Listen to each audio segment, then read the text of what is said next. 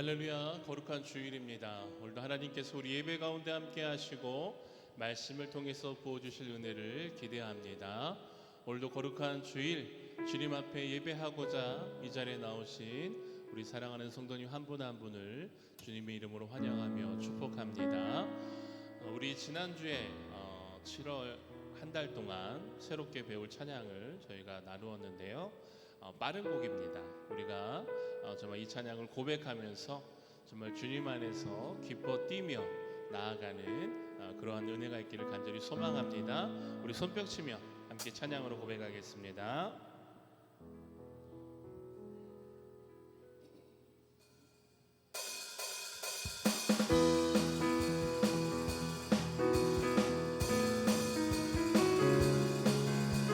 우리 기쁨으로 손꼽치며 선포합시다.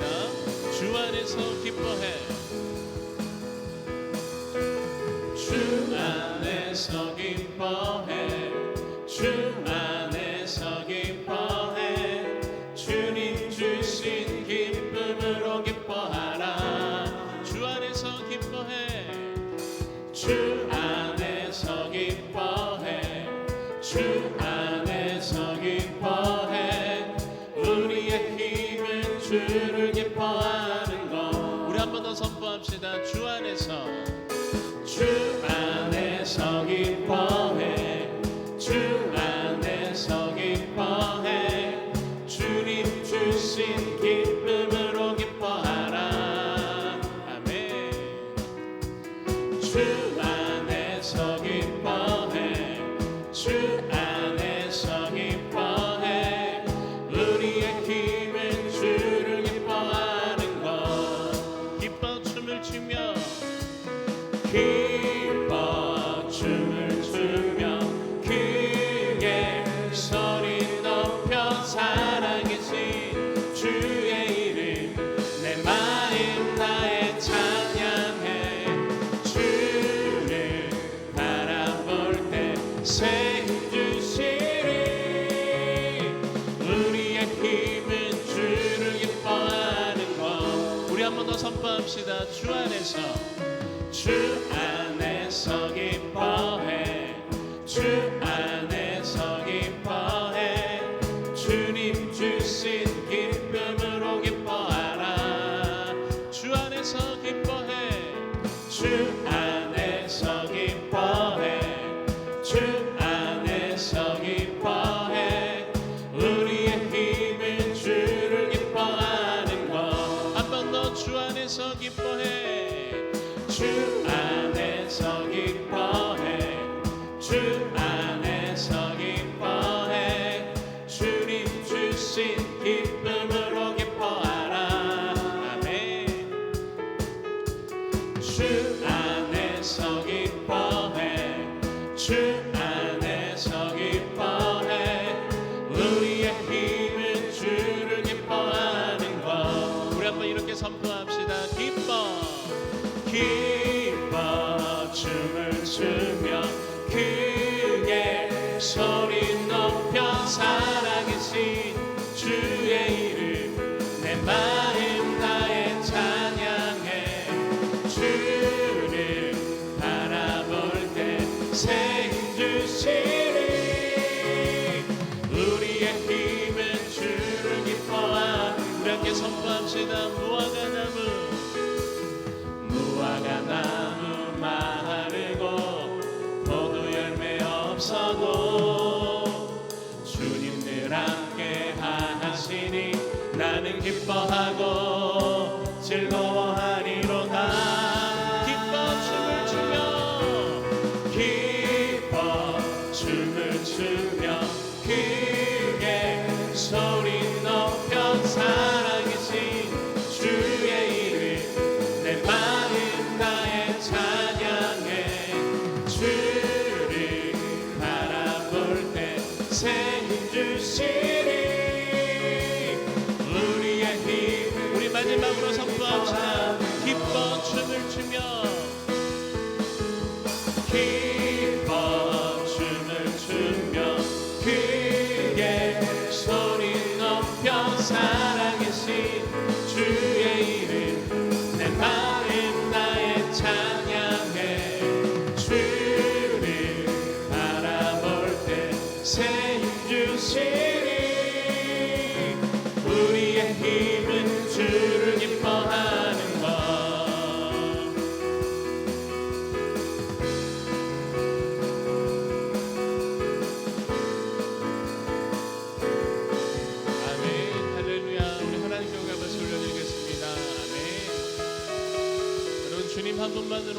기뻐할 수 있음을 믿음으로 고백합니다. 우리 한 번 더 기쁨으로 손뼉치며 찬양하겠습니다.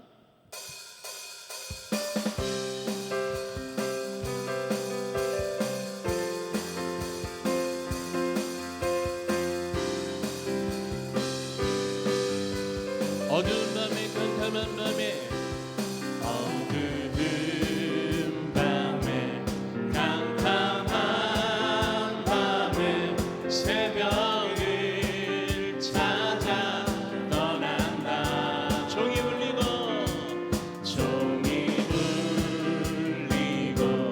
닭이 울어도 내 눈에는 오직 밤이었어. 우리가 처음 만난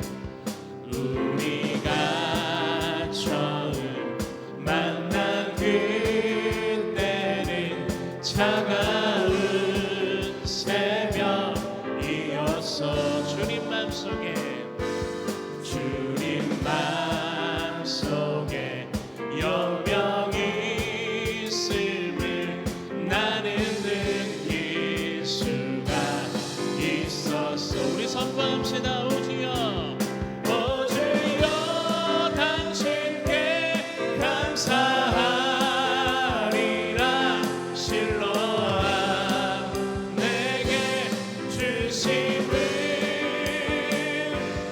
나에게 영원한 사랑 속에서 떠나지 않게.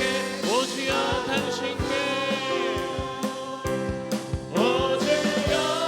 당신께 감사하리라. 실로암 내게 주심을 나에게 영원한 사랑 속에서 떠나지. 우리 함께 이렇게 선포합시다.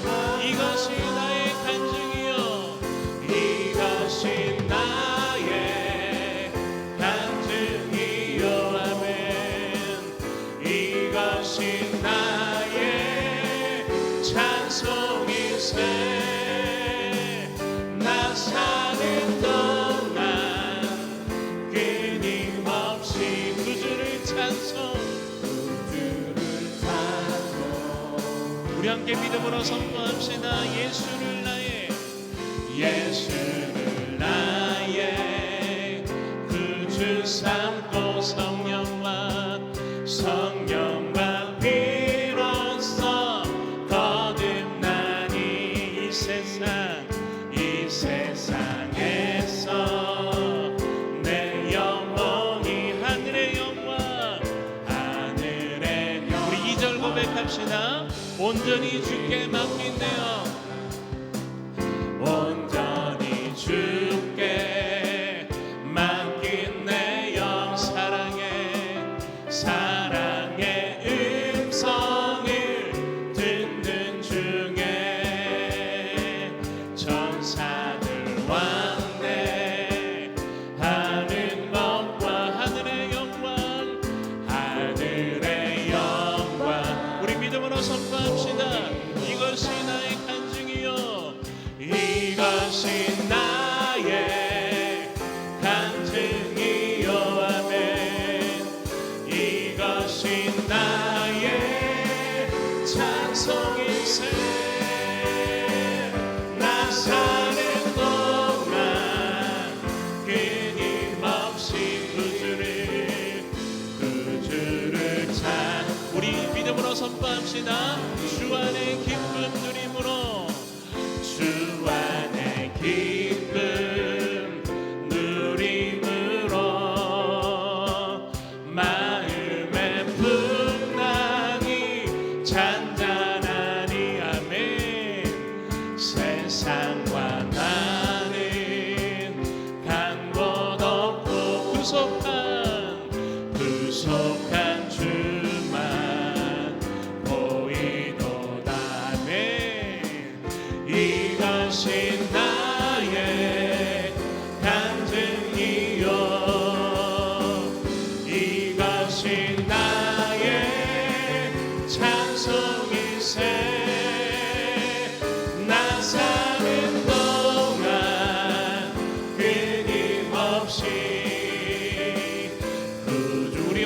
선포합시다. 이것이 나의 간증이요, 이것이 나의 간증이요, 이것이 나의 찬송이세. 나 사는 동안 끊임없이 구주를 찬송하리로다. 아멘. 오늘도 주님의 은혜 가운데 거하며 날마다 우리의 삶 가운데 하나님으로 인한 간증이 고백되어지기를 간절히 소망합니다. 오늘도 우리를 회복시키시고 우리의 삶 가운데 복을 주시기를 원하시며 우리의 삶 가운데 동행하여 주시는 그 하나님의 놀라운 일하심을 기대함으로 우리 함께 찬양으로 고백하며 나아가겠습니다.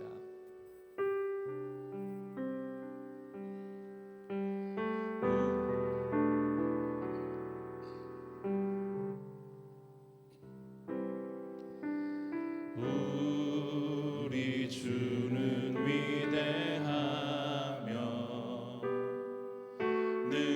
능력이 많으시도다. 그의 지혜 무궁하며 인자는 영원하도다. 상한 자들 고치시며 상처를 싸매시도다. 별들의 수를 세시며 이름을 붙이셨도다. 그가 구름으로 하늘을 덮으시며 땅을 위하여 비 준비하시니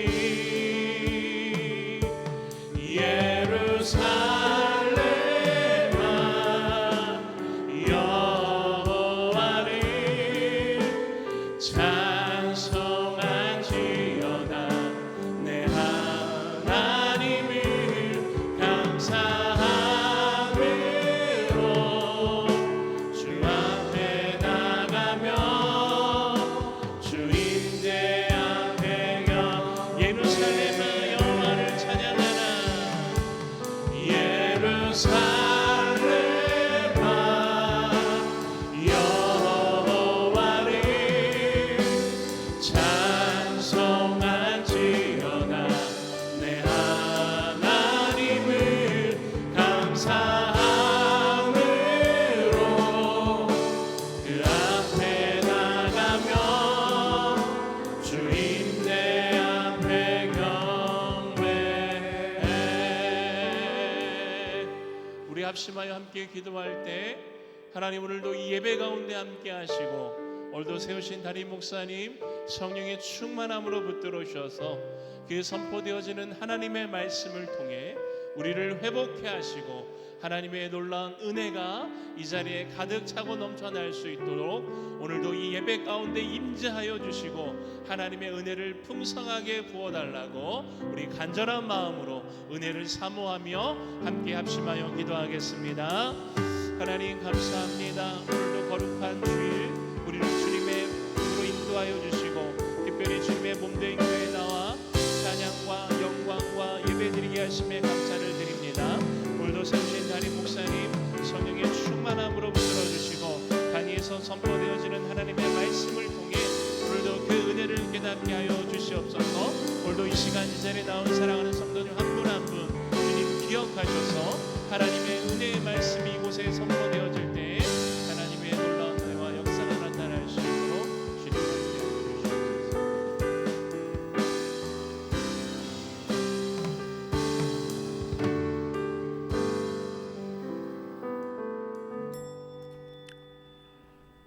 다 함께 할렐루야 찬양대 주하게 맞춰 묵상기도 드리심으로 주일 2부 예배를 하나님 앞에 드리겠습니다.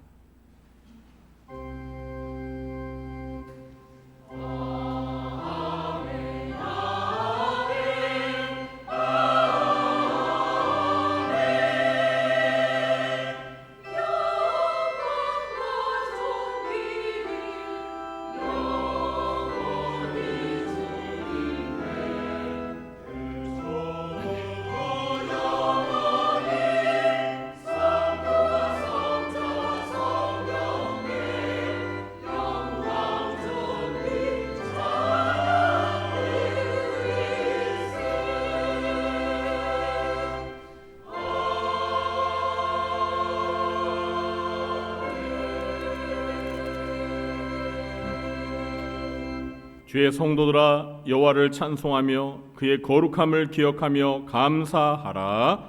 아멘. 하나님 아버지, 이 시간 하나님을 경배하며 찬양합니다.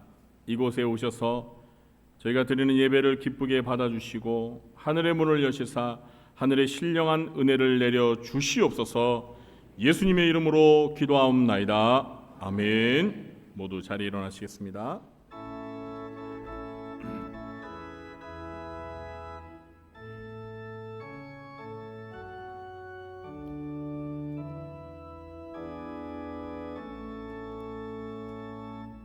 성부 성자와 성령 찬송과 영광 돌려 보내세. 대초로 지금까지 또 영원 무궁토록 성삼위께 영광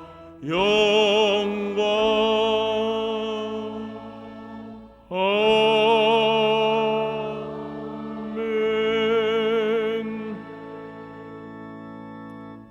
교동문 9번 시편 15편을 교도하겠습니다. 여호와여, 주의 장막에 머무를 자 누구오며 정직하게 행하며 공의를 실천하며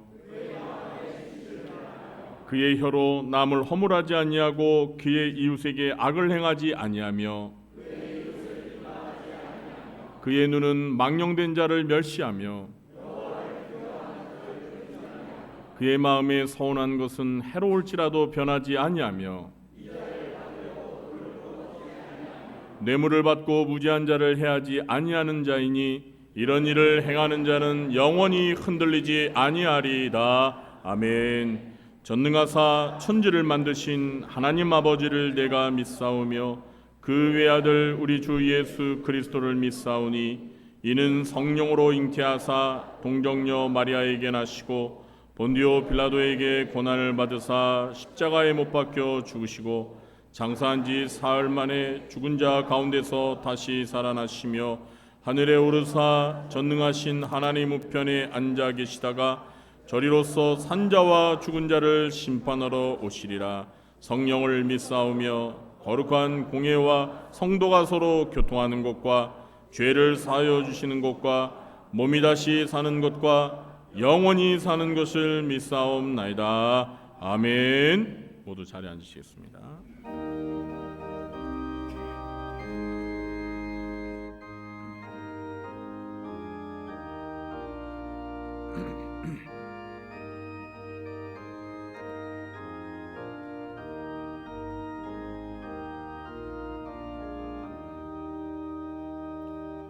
멸류관 벗어서 주 앞에 드리세.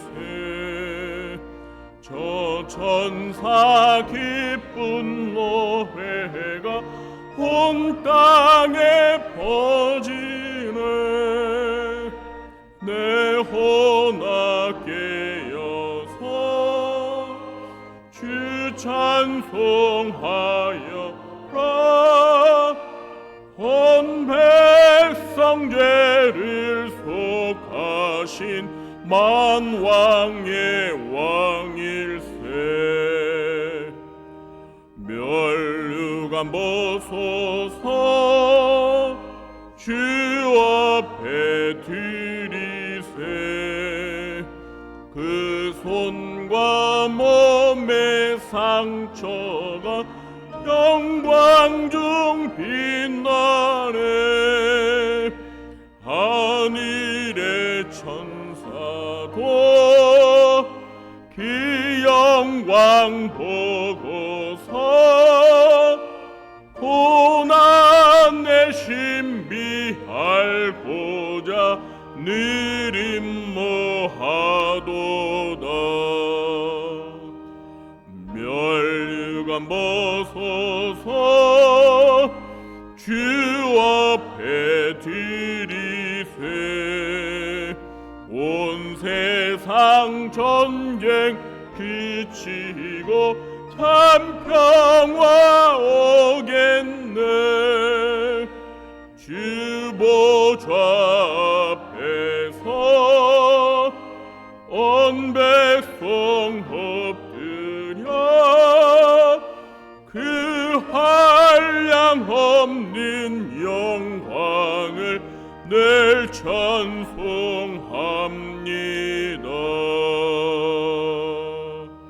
아멘.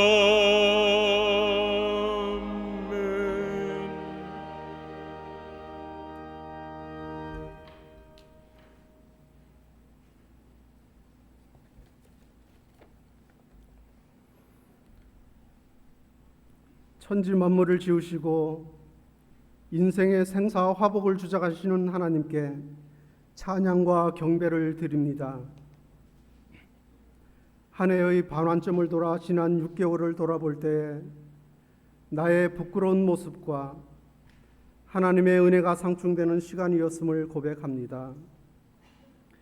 예수님이 겟세마네 동산에서 기도하실 때 그 옆에서 잠만 자던 제자들처럼 우리도 죄의 깊은 잠을 잘 때도 있었고 변화산에서 영광스러운 모습으로 나타나신 예수님과 모세와 엘리야를 볼 때에는 우리가 여기 있는 것이 좋사오니 초막 셋을 짓고 살아가고자 한 베드로와 야고보 요한이 꿈을 꾸었던 것이 우리의 모습이었음을 봅니다.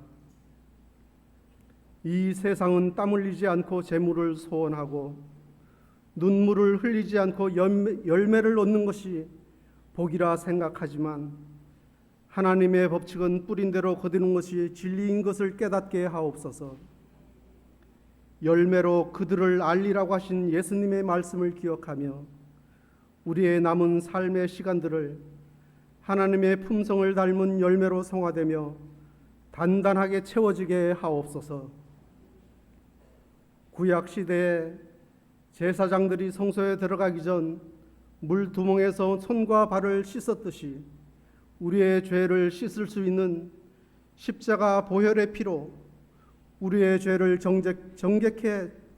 정케하여 주시고 하나님 품으로 안길 때 기쁨이 되게 하시며 회개의 영이 임하게 하옵소서.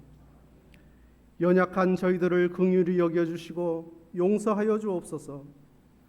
너희는 세상의 빛과 소금이니 하신 말씀처럼 세상에서 구별되어 어둠을 밝히며 부패를 막는 소금의 역할을 감당할 수 있도록 인도하여 주시고 우리가 바로 설 수 있도록 믿음을 굳건케 하여 주시옵소서. 원하옵기는 교회가 준비하고 있는 여름 행사를 하나님 능력의 손에 맡겨드립니다. 여름 성경학교와 수련회를 통해 우리 교회의 다음 세대들이 말씀으로 무장하게 하시며 예수 그리스도의 좋은 군사로 훈련되어 세상으로 나아가게 하옵소서.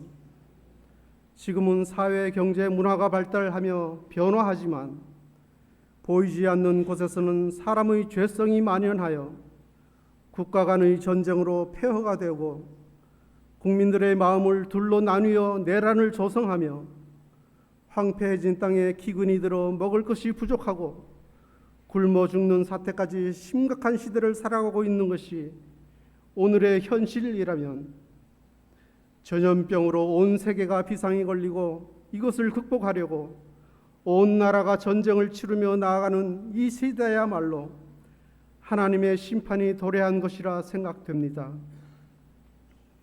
하나님은 세상에 대한 심판이지 결코 우리에게 주신 형벌이 아님을 알게 하옵소서. 우리가 매일 접하는 뉴스를 통해 끊임없이 전해지는 지구촌의 소식들이 요한계시록 7인 심판 가운데 있음을 상기하며 더욱 주의 일에 힘쓰는 저희들 되게 하여 주옵소서. 우리가 예수의 제자 되는 것과 하나님의 제자로 하나님의 자녀로 살아가며 이웃을 사랑하고 하나님을 경외하는 거룩한 백성 되게 하옵소서. 우리가 살아가면서 원치 않는 고통과 아픔, 잘 알려지지 않은 병으로부터의 불안감 등이 엄습해 올 때에 평안케 하옵소서. 주의 손에 맡김이 치료가 되고 회복이 되어 살아계신 하나님을 경험케 하시며 찬양으로 영광 올려드릴 수 있도록 인도하여 주시옵소서. 이 시간 말씀을 준비하고 선포하는 목사님께 성령 충만케 도와주시고 능력의 말씀으로 붙들어 주시옵소서. 예배를 돕는 모든 손길 위에도 주의 은혜가 펼쳐지며 기쁨으로 봉사하게 하옵소서. 우리를 구원하시려고 대신 십자가를 지신 예수 그리스도의 이름으로 감사하며 기도드립니다. 아멘.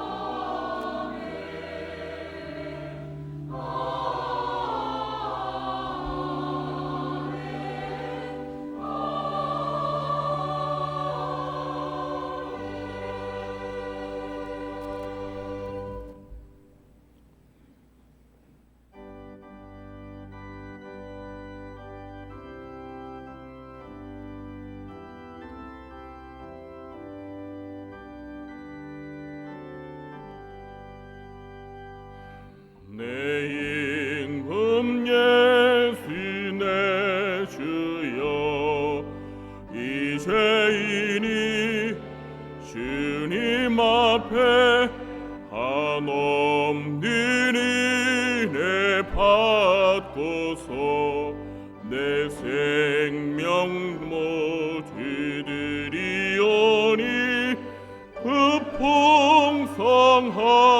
풍성하시는 종을 주 내게 내려주소서. 내 임금 예수 내 주여 내 허물은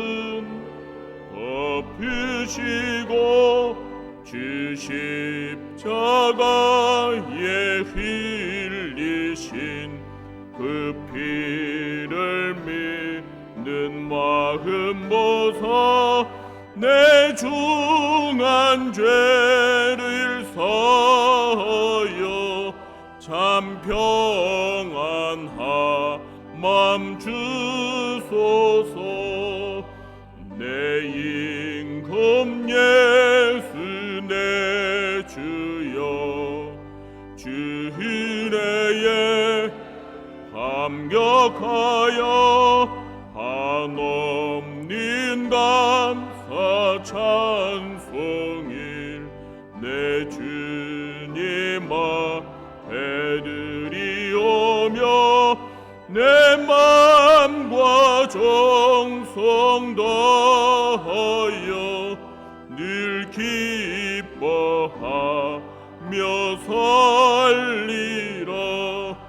내 김 예수 내 주여 이 마음과 이 천한 몸 기보 배피로 값주고 주 친히 사신 것이오니 나 이제 사나 죽이나 주 뜻만 따라 살리라.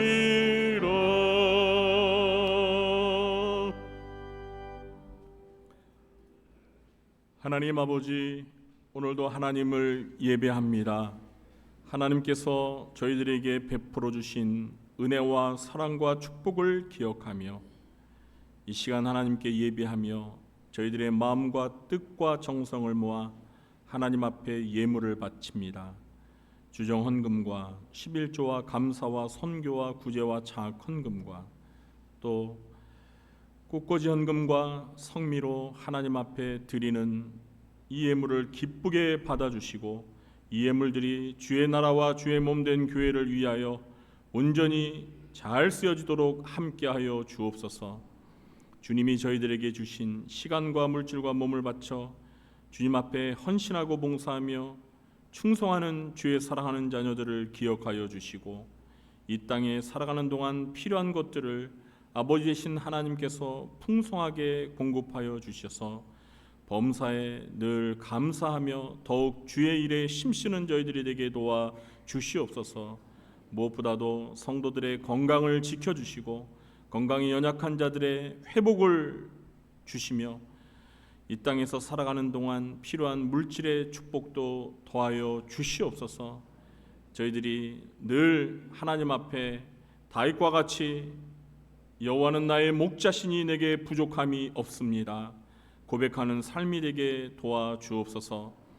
오늘도 이 시간 주님의 말씀을 들을 때 진리의 영이신 보혜사 성령님, 저희들에게 말씀을 깨닫는 마음을 주시고 그 말씀에 온전히 순종하며 살아갈 때 저희들이 예수 그리스도를 닮아 거룩하게 변화되도록 도와주시옵소서. 예수님의 이름으로 감사하며 축복하며 기도하옵나이다. 아멘. 이 시간 오늘 함께 나눌 말씀은 요한계시록 6장 1절부터 8절 말씀입니다. 영상을 보시도록 하겠습니다. 내가 봄에 어린 양이 7인 중에 하나를 떼시는데 그때에 내가 들으니 내 생물 중에 하나가 우레소리같이 말하되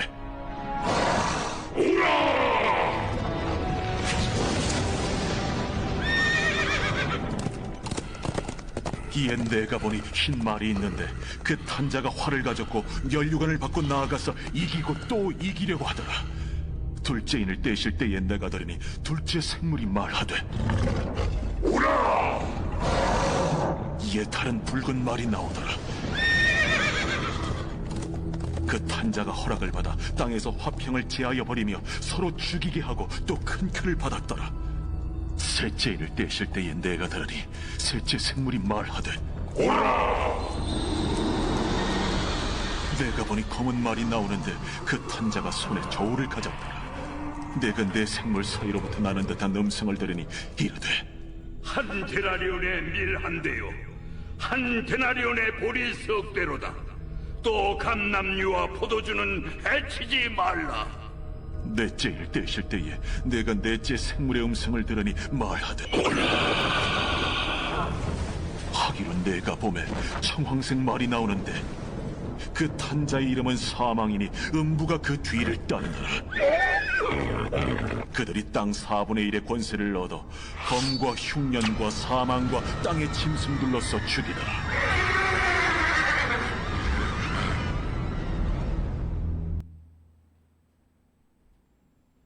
이 시간에는 우리 할렐루야 찬양대가 찬양으로 하나님 앞에 영광 돌리겠습니다.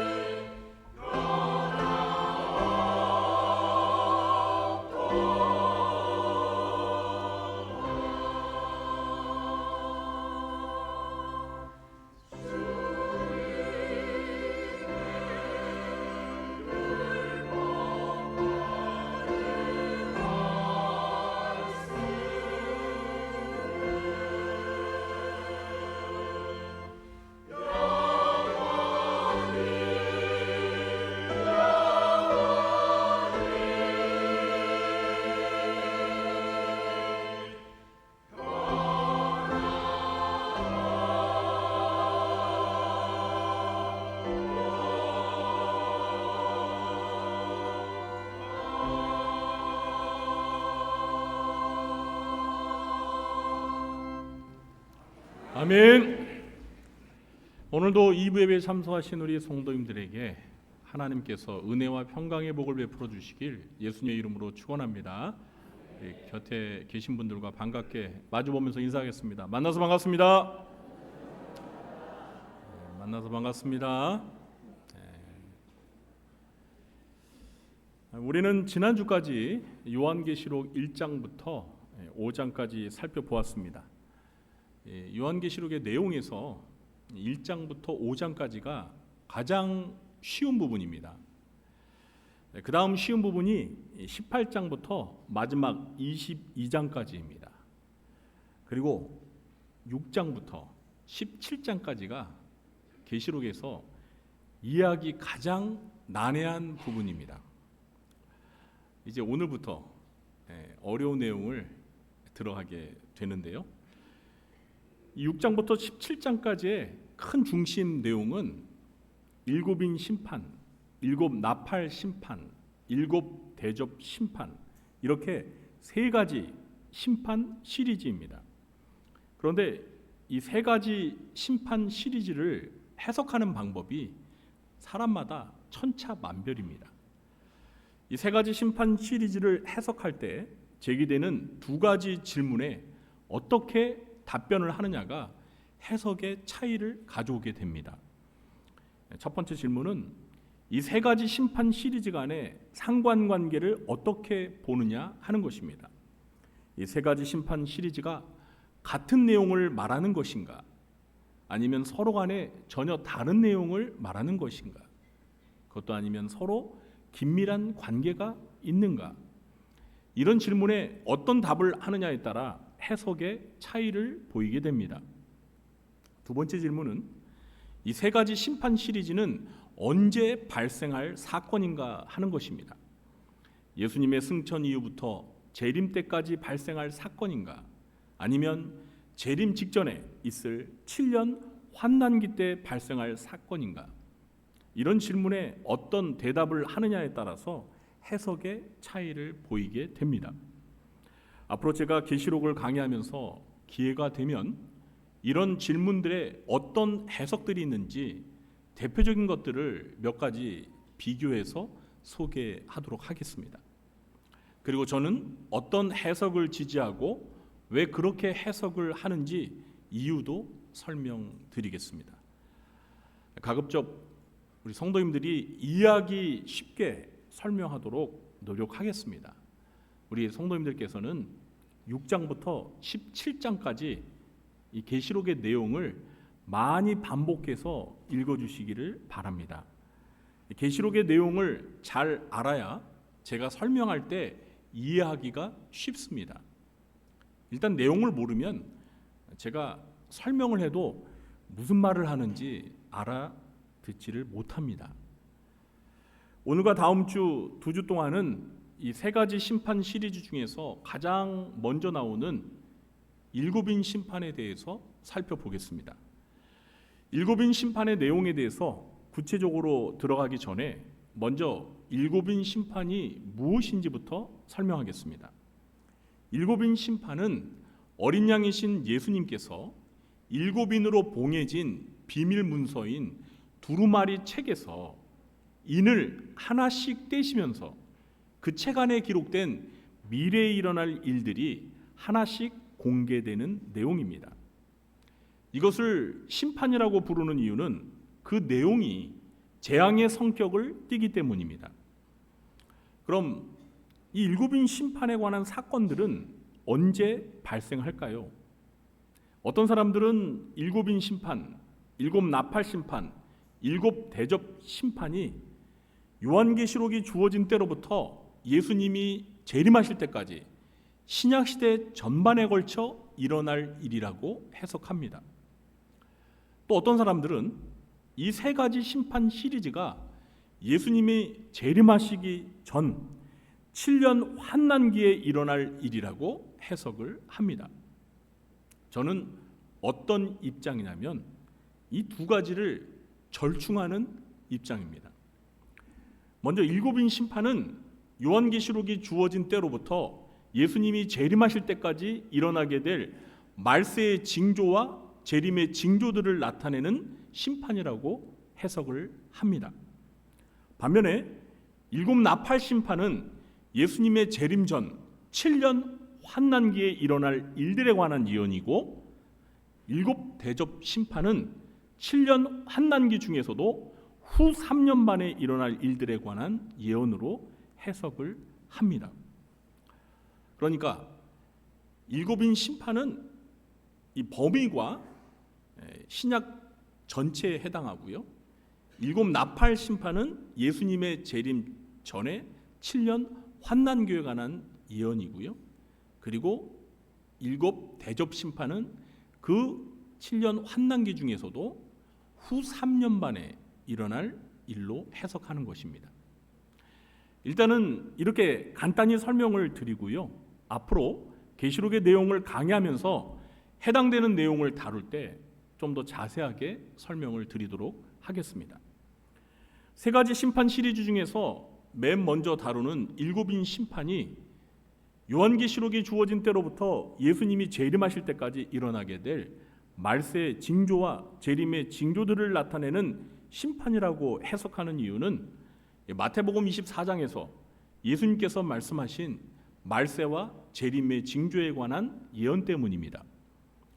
우리가 요한계시록을 강의하기 전에 제가 먼저 마태복음 24장을 설교했는데 기억나십니까? 마태복음 24장의 앞부분에서 예수님께서는 제자들의 질문을 받으시고 말세와 재림의 징조들에 대해서 예언하셨습니다. 계시록 6장에 나오는 이 일곱인 심판은 마태복음 24장에서 예수님이 말씀하신 말세와 재림의 징조들과 내용이 매우 유사하다는 것을 알 수 있습니다. 그러니까 마태복음 24장의 예수님의 말씀이 요한계시록의 일곱인 심판을 해석하는 키, 열쇠라고 말할 수가 있는 것입니다. 우리는 마태복음 24장에서 말세와 재림의 징조를 살펴볼 때 말세는 예수님이 재림하시기 직전이 아니라 예수님의 초림 이후부터 재림 때까지의 긴 기간을 가리킨다는 것을 배웠습니다. 기억나십니까? 기억 안 나세요? 기억 안 나시면 유튜브 우리 교회 홈페이지 가셔서요, 마태복음 24장 강의한 것을 한번 들어보셨으면 좋겠습니다. 그러므로 말세와 재림의 징조는 예수님이 재림하시기 전에만 나타나는 것이 아니라 예수님이 승천하신 이후부터 재림하실 때까지, 그러니까 신약시대 전체를 통해서 이런 징조들이 나타날 수 있다고 했습니다. 그런데 재림이 가까울수록 이런 징조들이 점점 더 자주 많이 나타난다고 했습니다. 이것도 기억이 나십니까? 네. 이런 해석의 원리가 일곱인 심판을 해석할 때도 그대로 적용이 됩니다. 자, 그럼 이제 일곱인 심판의 내용을 본격적으로 하나씩 살펴보도록 하겠습니다. 오늘 읽은 이 요한계시록 6장에서는 어린 양이신 예수님께서 일곱인으로 봉해진 비밀 문서인 두루마리 책에서 인을 하나씩 떼기 시작합니다. 오늘은 첫째 인에서 넷째 인을 뗄 때까지 벌어지는 사건과 그 사건이 무엇을 의미하는지 살펴보도록 하겠습니다. 먼저 본문 내용을 구체적으로 살펴보기 전에 오늘 본문의 문장 구조부터 설명해 드리겠습니다. 오늘 본문은 문장이 일정한 패턴을 가지고 전개됩니다. 첫 번째는 어린 양이 일곱인들 중에 하나를 차례로 뗍니다. 그럼 두 번째로 보좌를 둘러선 네 생물들이 하나씩 오라 이렇게 명령을 합니다. 이때 오라는 명령은 사도 요한에게 한 게 아니라 말과 말의 탄자에게 한 것입니다. 이어서 세 번째로 각각 다른 색깔들의 말들과 그 말의 탄자가 차례로 등장합니다. 이어서 네 번째로 말의 탄자가 무엇인가를 휴대하고 있습니다. 그리고 마지막 5번째는 어떤 사건이나 현상이 벌어집니다. 이런 패턴의 문장 구조를 알고 본문을 읽으면 내용 파악이 쉽고 머리에 기억이 잘 되는 이점이 있습니다.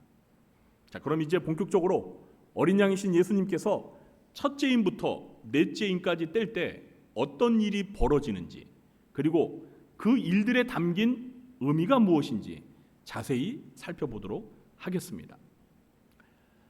이제 오늘부터는요, 우리 성도님들이 정신을 바짝 차리고 집중해서 설교 내용을 들으셔야 합니다. 그리고 내용이 잘 기억이 안 나거나 이해가 안 되시면 교회 홈페이지, 유튜브 우리 교회 채널에 가셔서 주일 설교를 한번 반복해서 들어보시기를 바랍니다.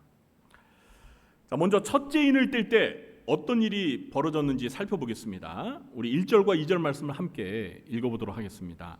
내가 보매 어린 양이 7인 중에 하나를 떼시는데 그때 내가 들으니 네 생물 중에 하나가 우레소리같이 말하되 오라 하기로 이에 내가 보니 10마리 있는데 그 탄자가 활을 가졌고 면류관을 받고 나아가서 이기고 또 이기려고 하더라.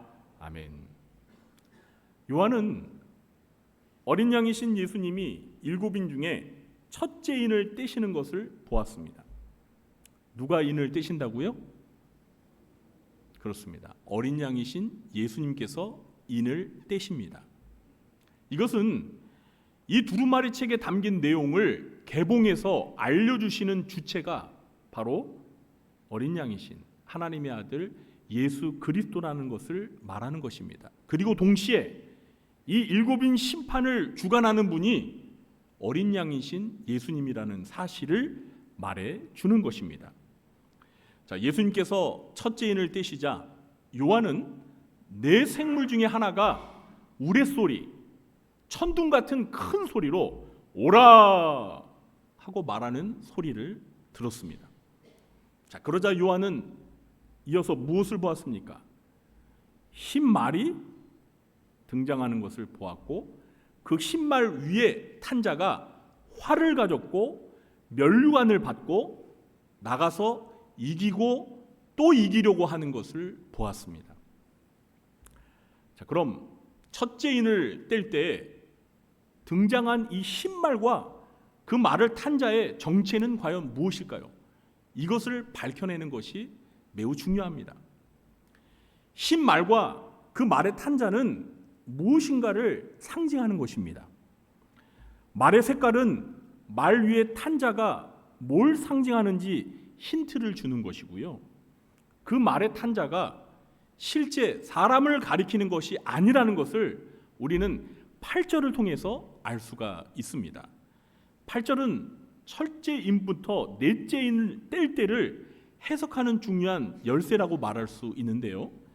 이따 자세히 살펴보겠지만 요한은 넷째인을 뗄 때 등장한 말의 탄자의 이름이 사망이라고 설명해주고 있습니다. 그러므로 우리는 이 말의 탄자는 사람의 모습을 하고 있지만 그것은 실제 사람이 아니라 무엇인가를 상징한다는 것을 알 수 있는 것입니다. 그래서 이 말의 탄자가 무엇을 상징하는지 알려면 그 말의 색깔과 그리고 말을 탄 자가 가지고 있는 휴대품들과 마지막으로 나타나는 현상들을 종합적으로 고려해야 합니다. 먼저 첫째인을 뗄 때 등장한 말의 색깔을 보면 무슨 색이었죠? 그렇습니다. 흰색입니다. 일반적으로 계시록에서 흰색은 순결과 거룩을 상징합니다. 그렇다고 해서 너무 성급하게 2절에 등장하는 이 흰말을 무조건 순결과 거룩으로 해석을 하면 안 됩니다. 일단은 각 구절에 나오는 여러 정보들을 종합적으로 살펴보고 나서 해석을 해도 늦지 않습니다. 먼저 흰말을 탄 자가 가지고 있는 휴대품이 무엇인지 살펴보겠습니다. 흰말을 탄 자는 뭘 가지고 있었죠? 활과 면류관을 가지고 있었습니다. 여러분, 활은 뭐예요? 활은 전쟁의 무기입니다. 그렇죠? 그리고 면류관은 이 머리에 쓰는 것인데요. 왕관이 아니라 운동 경기에서 승리한 자가 쓰는 월계관, 화관을 의미합니다. 그리고 마지막으로 어떤 현상이 나타났습니까? 흰 말을 탄 자가 나가서 이기고 또 이기려고 했습니다.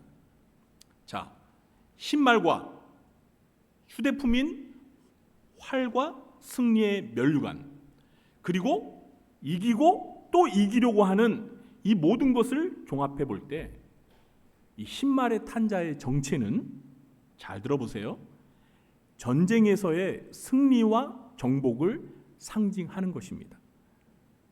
흰 말의 탄 자의 정체가 뭐라고요? 전쟁에서의 정복과 승리를 상징하는 것입니다.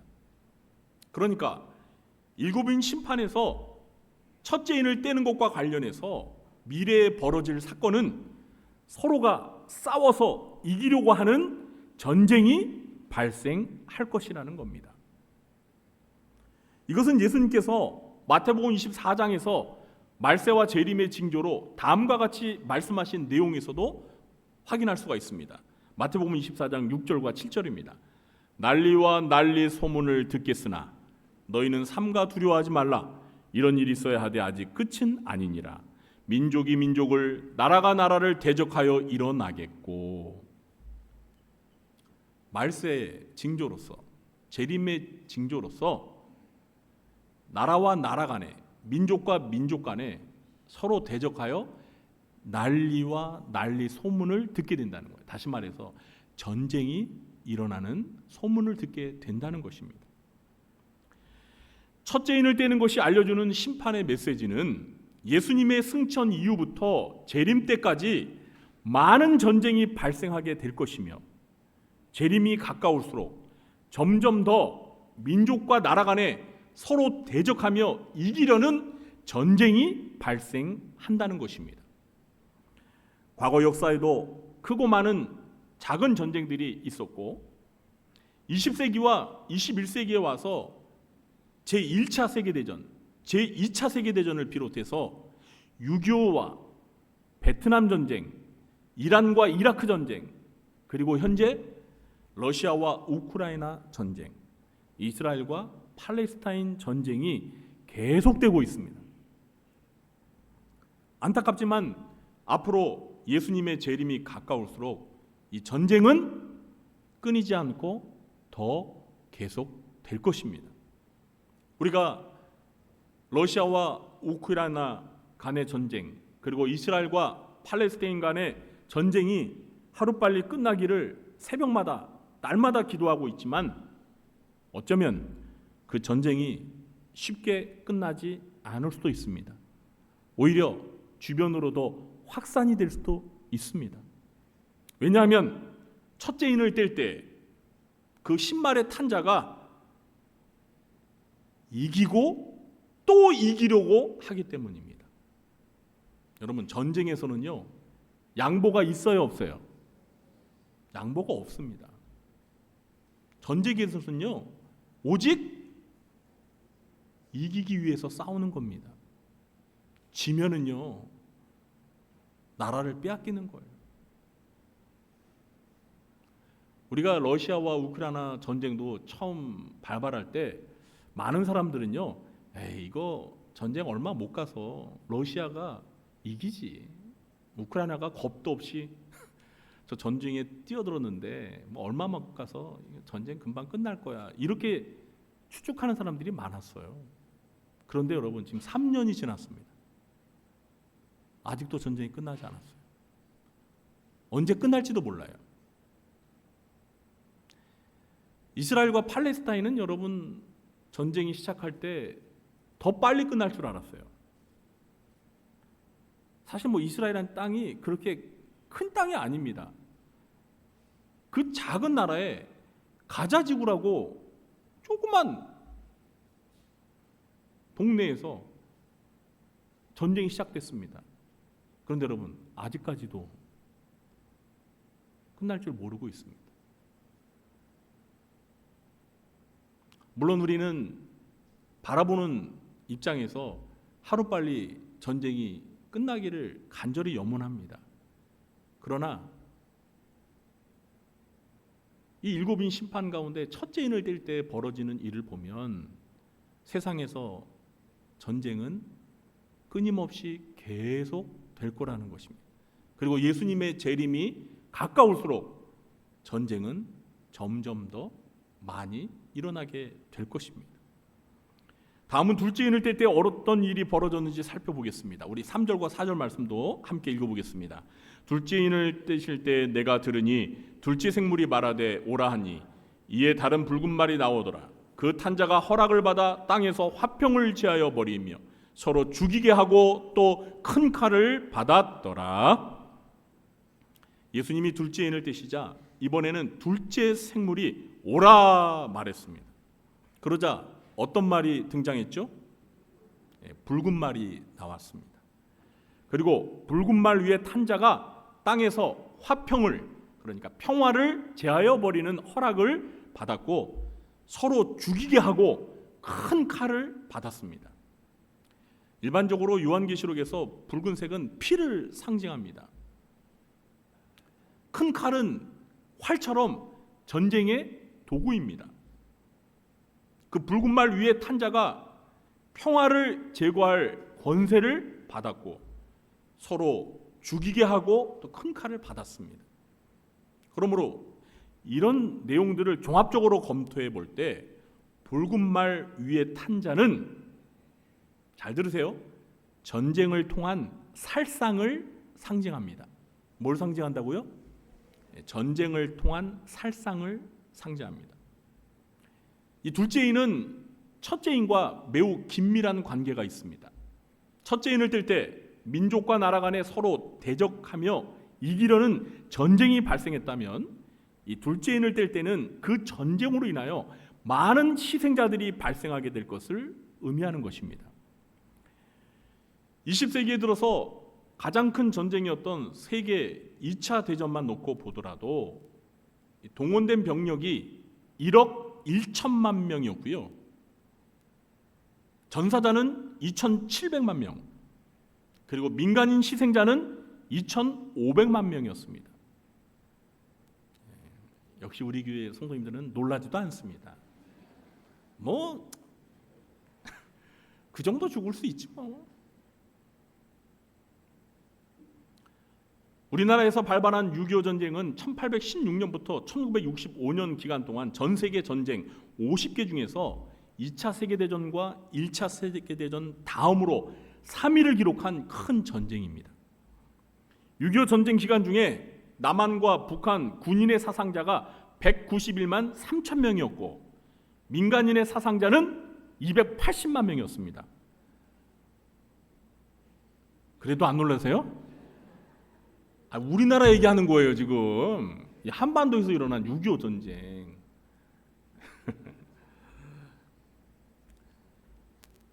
예수님의 승천 이후로 오늘날까지 지난 2000년 역사에서 수많은 전쟁이 발생했고요. 그 전쟁으로 인해 수많은 사람들이 희생되었습니다. 지금도 여러분 러시아 우크라이나 전쟁을 통해서 얼마나 많은 군인들이 죽어가고 있는지 아십니까? 여러분 유튜브나 인스타, 페이스북 이런 SNS에서 여러분 한번 러시아 우크라이나 전쟁 딱 쳐보세요. 그러면 어떤 영상들이 올라와 있냐면 우크라이나 군인들이 러시아 군인들을 전쟁에서 살해하는 영상들이 많이 있습니다. 저는 어쩌다가 우연히 접하게 되는데요. 이 알고리즘이 친절하게 관련 영상을 계속 띄워주네요. 그래서 보았는데 이 우크라이나 군이 러시아 군인들을 그냥 뭐 무자비하게 죽이더라고요. 포로로 생포하기도 하지만 이 드론으로 있잖아요. 이 러시아 군인들이 숨어 있는 그 참호 거기를 그냥 폭탄을 투하해가지고 폭파시켜서 죽이고, 또 탱크가 그 러시아 군인들이 땅에 숨어 있는데 그냥 그 위를 있잖아요. 왔다 갔다 하면서 그걸 무너뜨려 가지고 거기에서 뛰쳐나와 가지고 피하는 그 러시아 군인을 그냥 탱크로 그냥, 그 다음에는 설명을 하지 않겠습니다. 그런 영상들이요, 모자이크 처리 없이 그냥 보여져요. 여러분, 왜 우크라이나에서 이런 영상을 그렇게 막 공개하는 걸까요? 러시아 군인들 겁먹으라고 하는 거예요. 무서워하라고. 너희들도 이렇게 겁 없이 덤볐다가는 이렇게 죽는다. 기선을 제압하려고 하는 거예요. 사기를 꺾으려고. 제가 그거 보면서요, 물론 우크라이나 군인들도 많이 포로가 되고 또 희생을 당하겠지만, 야, 생각보다 진짜 우크라이나 군인들이 용맹스럽구나. 그걸 보면서요, 저는 이 전쟁이 진짜 오래 갈 것 같아요. 오늘 그 첫째 인을 뗄 때 나아가서 이기고 또 이기려고 하더라 하는 것처럼 양보가 없어요. 지금 3년째 접어들었는데 이게 앞으로 몇 년 더 갈지 아무도 장담 못할 것 같아요. 전쟁은 멈출 줄 모르고 희생자는 계속해서 발생하고 있잖아요. 그 군인들이 뭐가 죄가 있어서 참전해가지고 계속 서로를 원수처럼 여기고 죽이고 너무나 안타깝습니다. 그런데 앞으로 예수님께서 재림하실 때까지 전쟁으로 인한 사망자의 수는 계속해서 늘어날 것입니다. 다음은 셋째 인을 뗄 때 어떤 일이 벌어졌는지 살펴보겠습니다. 5절과 6절 말씀도 함께 읽어보겠습니다. 셋째 인을 떼실 때 내가 들으니 셋째 생물이 말하되 오라 하기로 내가 보니 검은 말이 나오는데 그 탄자가 손에 저울을 가졌더라. 내가 네 생물 사이로부터 나는 듯한 음성을 들으니 이르되 한 데나리온의 밀 한 대요 한 데나리온의 보리 석 대로다. 또 감람류와 포도주는 해치지 말라 하더라. 어린 양이 셋째 인을 떼시자 셋째 생물이 오라고 말하자 이번에는 어떤 말이 나왔습니까? 검은 말이 나왔습니다. 여러분 머릿속에 잘 기억하세요. 첫 번째는 흰 말, 두 번째는 붉은 말, 세 번째는 검은 말입니다. 머리 좋으시네요. 어떻게 금방 다 기억하세요? 자, 그런데 검은 말 위에 탄자가 뭘 가졌습니까? 손에 저울을 가졌습니다. 네, 거울이 아니에요. 저울을 가졌습니다. 저울이 뭔지 아시죠? 물건을 다는 측량 기구입니다. 근데 마지막으로 어떤 일이 벌어졌나요? 네 생물 사이에서 음성이 들렸는데 그 내용이 한 데나리온의 밀 한 대요 한 데나리온의 보리 석 대로다. 감람류와 포도주는 해치지 말라. 이렇게 말하는 소리가 들렸습니다. 한 데나리온은 뭐 여러분 잘 아시다시피 노동자가 하루 일하고 받는 품삯입니다. 밀은 당시 잘 사는 사람들이 먹는 주식이었고요. 보리는 좀 가난한 사람들이 짐승들이 먹는 음식이었습니다. 그런데 밀 한 대, 보리 석 대는 당시에 한 사람이 하루 먹을 수 있는 식량이었습니다. 그러니까 1데나리온에 이 정도의 음식밖에 구할 수 없다는 것은 평소 때보다 물가가 약 10배 이상 비싸다는 것을 의미하는 것입니다.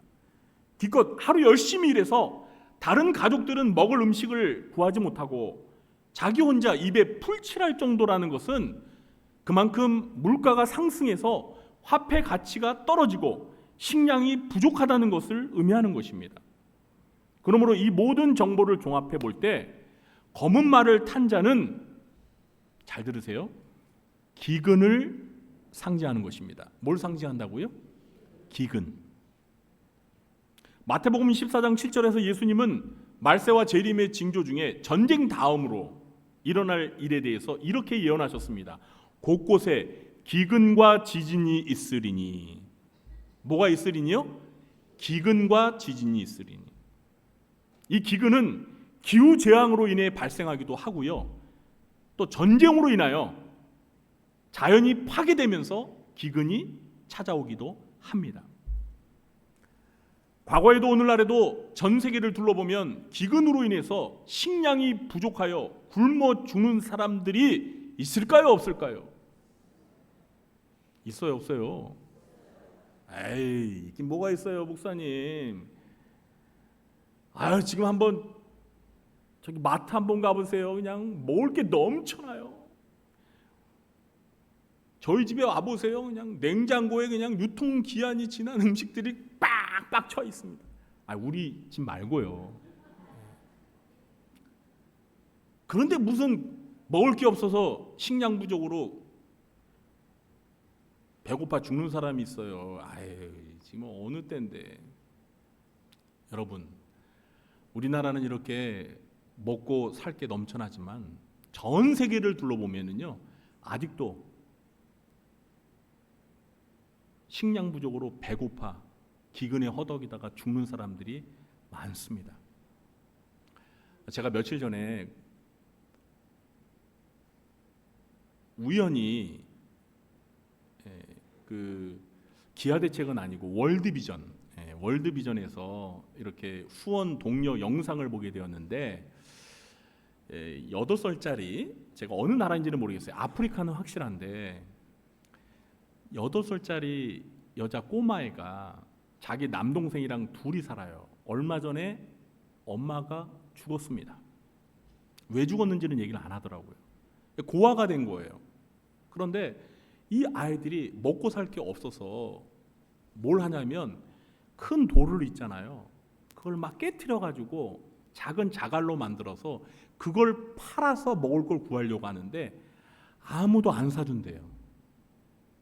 근데도 그걸 계속 깨트리는 거예요. 막 사달라고 하는데 안 사줘요. 그래서 어떻게 하는 줄 아세요?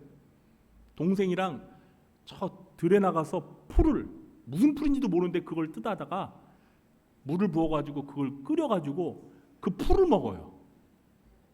그러면서 배고파서 막 울면서 엄마가 보고 싶어요. 우리 엄마가 엄마 생각이 난다고 막 울더라고요.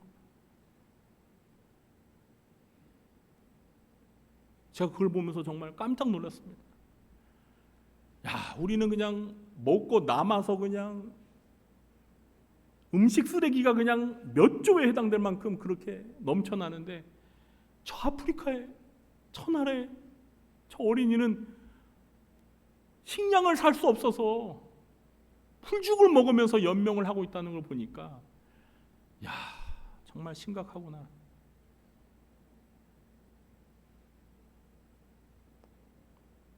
여러분,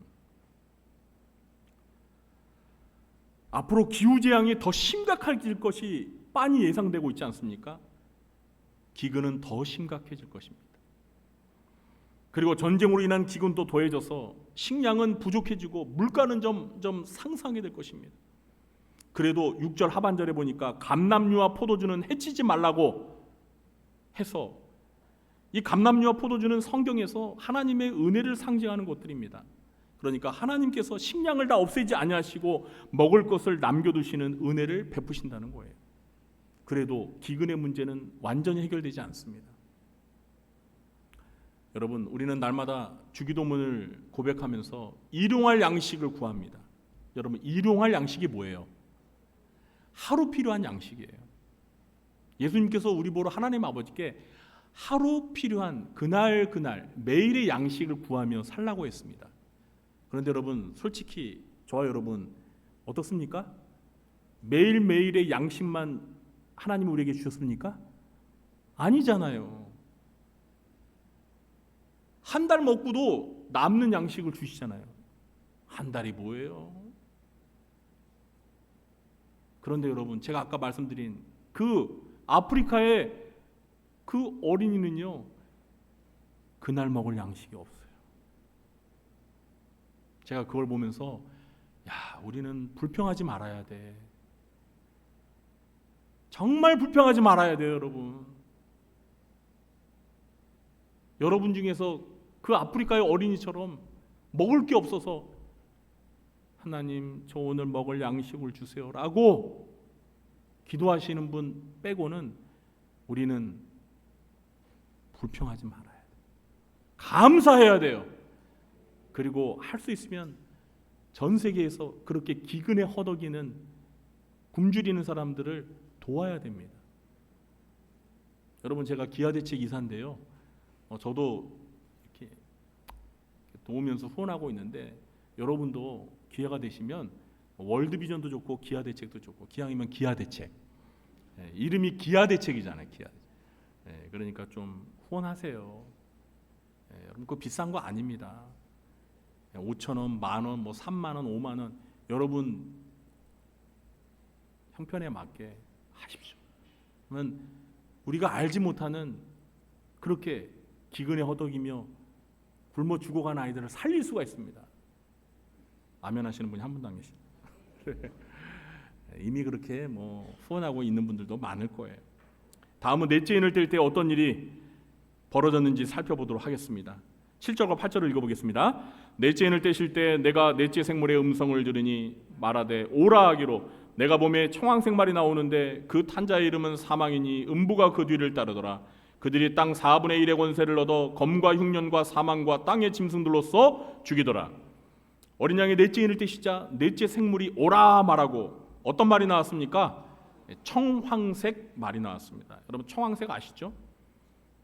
제가 청황색이 무슨 색인지 아주 정확히 가르쳐 드릴게요.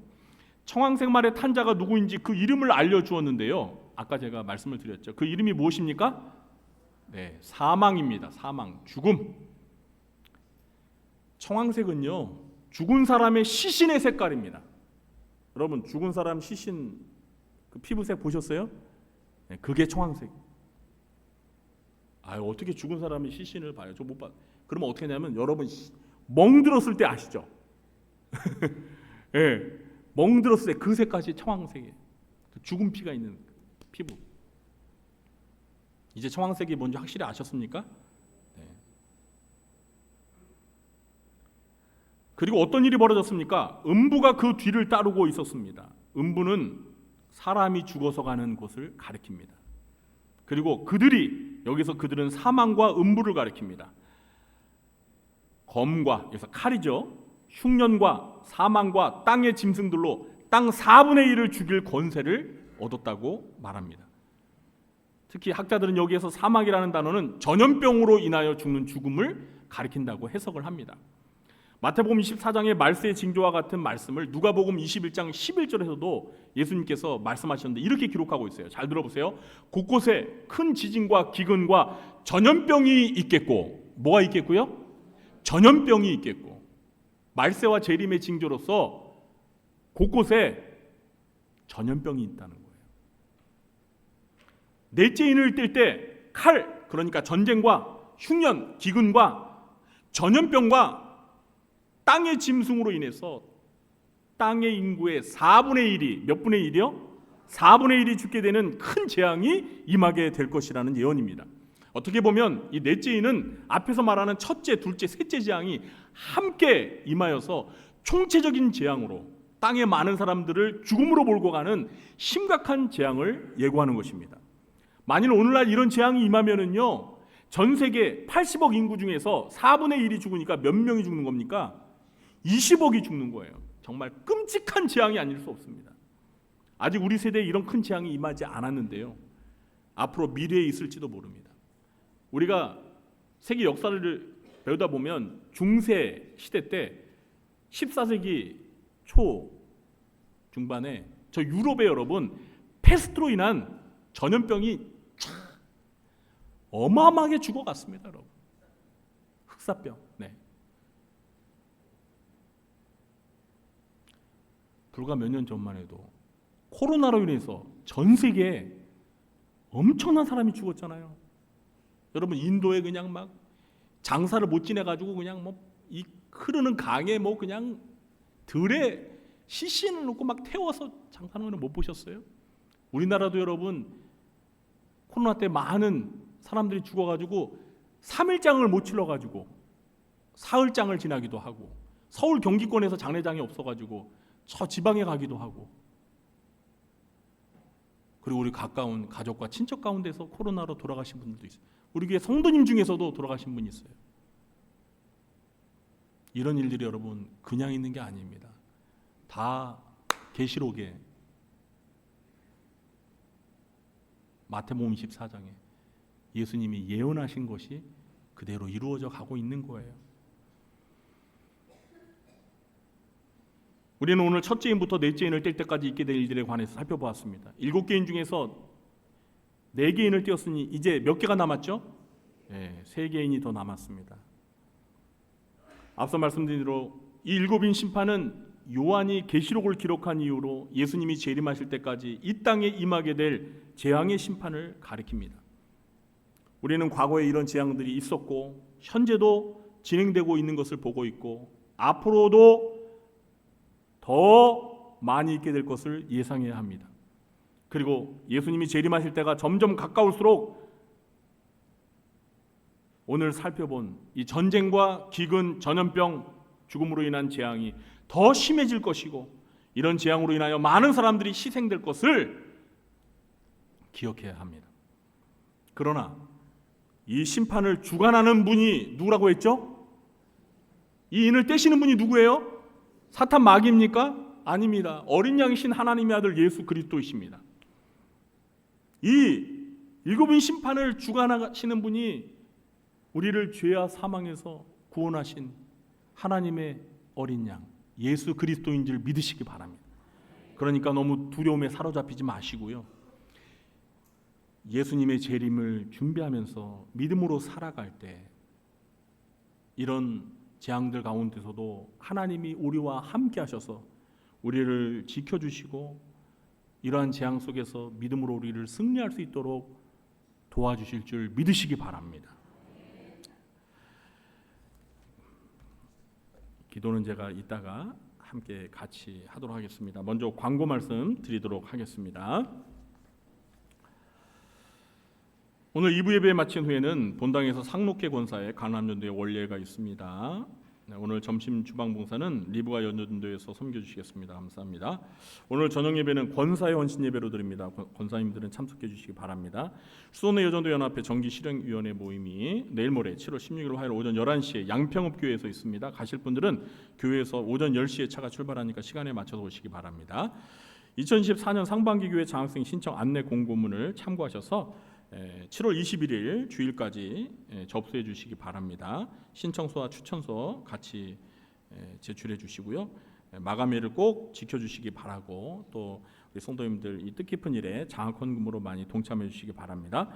교육부서 여름행사 일정 보시면은요, 영유치부 여름성경학교가 어제 시작해서 오늘까지 그리고 다음 주 주일까지 있습니다. 유초동부 여름성경학교도 다음 주서부터 시작되고요. 또 중고등부 수련회와 청년부 수련회도 일정을 보시고 많은 관심과 격려와 그리고 우리 어린이 청소년 청년들 참여할 수 있도록 독려해 주시기 바랍니다. 그리고 8번 광고에 보시면 그동안 사정으로 휴직하셨던 우리 박상탁 장로님께서 7월부터 시무 복귀하셨습니다. 많이 반겨주시기 바랍니다. 7월 추천도서 저책입니다.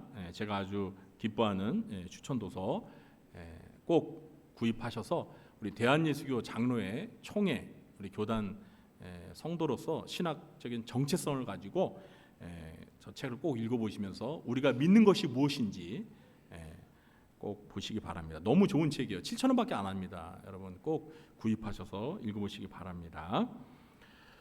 그리고 매일 성경 7월 8호가 준비되어 있습니다. 일제행정실에서 구입하시기 바랍니다. 그리고 교우동 정란에 보시면 지난주에 주일날 광고는 했는데요.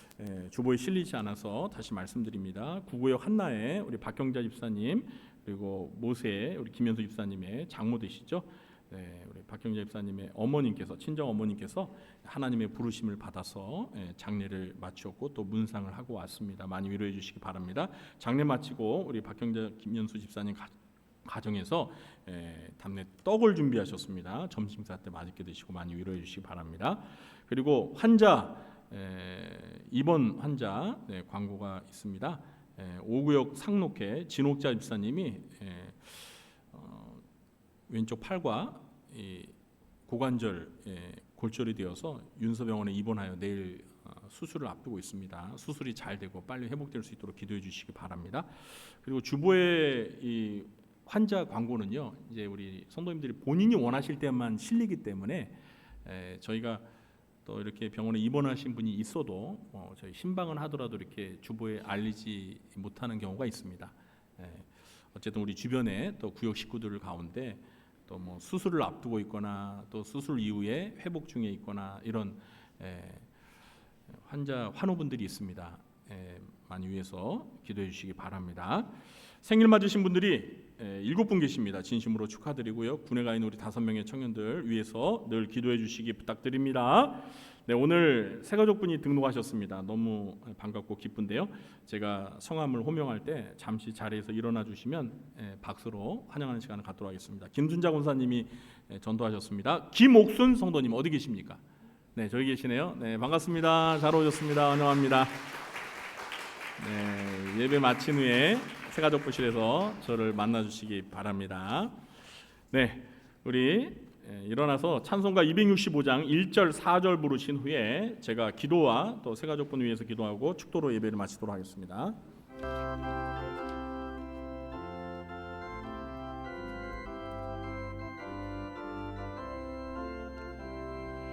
주 십자가를 지심으로 죄인을 구속하셨으니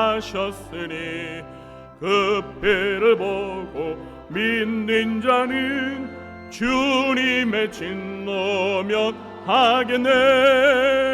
내가 깊이를 유월절 기양에 비를 볼 때 내가 널 넘어서 가. 4절 구주의 사랑 구주의 사랑 거신 은혜 보혈의 능력 의지하세. 심판의 불이 내릴 때에 주님의 진노 면하겠네. 내가 그 피를 유월절 그 양의 피를 볼 때 내가 널 넘어서 가리라. 하나님, 오늘 요한계시록의 말씀을 통해서 7인 심판에 대해서 살펴보았습니다. 예수님께서 봉인된 비밀문서인 이 두루마리 책을 하나하나씩 인을 떼실 때 펼쳐질 일들이 무엇인지 살펴보면서 지난 과거의 역사와 오늘 현재와 앞으로 다가올 미래, 이 예언의 말씀이 한치의 오차도 없이 그대로 이루어졌고 이루어져 가고 있으며 이루어질 것을 믿습니다. 먼저 저희들에게 이 예언의 말씀을 기록하여 전해주시고 이 말씀을 읽고 깨달아서 다가올 미래를 준비하라는 주님의 말씀을 마음에 새기면서 우리가 이 시대를 분별하며 살아갈 수 있도록 도와주시고, 이런 심판의 재앙 가운데서 주님이 저희들과 함께 하셔서 저희들이 믿음으로 이러한 재앙을 잘 이기며 승리할 수 있도록 도와주시옵소서. 오늘 등록한 새 가족이 있습니다. 하나님께서 큰 은혜를 베풀어 주셔서 하나님을 아빠 아버지라 부르며 하나님의 자녀로 살아갈 수 있도록 도와주시고, 저 하늘나라 생명책의 이름이 영원히 기억되는 은혜도 베풀어 주시옵소서. 지금은 우리 구주 예수 그리스도의 무한하신 은혜와 하나님 아버지의 극진하신 사랑과 보혜사 성령님의 교통하심이 요한계시록에 기록된 7인 심판의 내용을 바로 알아서 다가올 미래를 준비하며 살기로 마음에 결단하며 돌아가는 주의 사랑하는 자녀들 머리 위에와 그들의 가정과 생업과 직장과 교회와 이 나라 민족 위에 지금부터 영원토록 함께 있을지어다. 아멘.